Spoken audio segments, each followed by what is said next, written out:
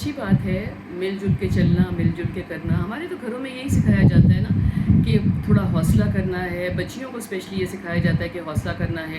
جو اچھے پیرنٹس ہیں، جو سلجھے ہوئے پیرنٹس ہیں، پڑھے لکھے اویئر پیرنٹس ہیں، وہ بچوں کو بھی یہی سکھاتے ہیں کہ مل جل کے چلنا ہے.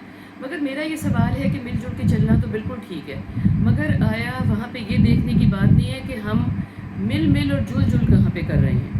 جس گھر میں بچیاں تیز ہیں وہ بچیوں کی چلتی ہے، آدمی گیو ان کر دیتے ہیں کہ چلو گھر چلتا رہے. جن گھر میں بچے تیز ہیں وہ بچیاں جو ہیں وہ چپ کرتی ہے کہ گھر چلتا رہے. مگر آپ بتاؤ کہ اس ساری بات پہ گھر کا ماحول کیا ہوتا ہے؟ آدمی ہے تو وہ کہتے ہیں ہمارا گھر جانے کو دل نہیں کرتا. عورتیں ہیں تو وہ کہتی ہیں کہ کوئی ایسا ماحول ہو کہ شام کو جاتے ہی مہمان آ جائیں یا کچھ ایسا سلسلہ بنے کہ ہمیں اکیلے بیٹھنا ہی نہ پڑے اور تھک ہار کے ہم بستروں پہ چلے جائیں. تو صرف کہنے کا مطلب یہ ہے کہ جب بچہ بچی کوئی تیار ہوتے ہیں شادی کے لیے یا فیصلہ کرتے ہیں شادی کا یا ہمیں آگے بتاتے ہیں کہ ہماری کوئی پسند ہے، تو وہاں پیرنٹس کا بھی فرض بنتا ہے، اچھے دوستوں کا بھی فرض بنتا ہے کہ ان سے یہ تھوڑا سا آپ پوچھیں، جو کہ برا ماننے کی بات نہیں ہے، کہ آخر آپ نے کیوں فیصلہ کیا ہے اکٹھے رہنے کا. آپ کو ایک دوسرے کی کیا بات پسند ہے، کیا کمپیٹیبل بات ہے، کیا زندگی آپ نے اکٹھے گزارنی ہے اور سمجھ میں آتی ہے کہ زندگی بہت لمبی پڑی ہے آگے.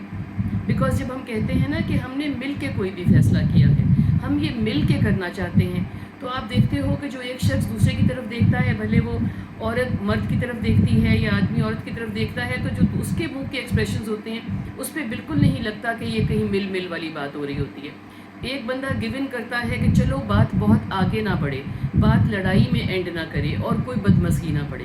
تو فیصلہ کرنے والی یہ بات ہے کہ جب ہم کہتے ہیں کہ ہم مل جل کے کرنا چاہتے ہیں تو سب کو ووٹ کا حق ہے. کہیں باہر نکلنے کا پروگرام ہے، کوئی چیز خریدنے کا پروگرام ہے، کسی کو گھر پہ بلانے کا پروگرام ہے، ڈس ایگری کرنے میں کوئی برائی نہیں ہے. بحث کر سکتے ہیں، کبھی میری چل جائے کبھی آپ کی چل جائے، مگر جس کو ہم مل کہتے ہیں اس مل میں کبھی موجود ہی نہ ہوں تو یہ کیسا مل ہے؟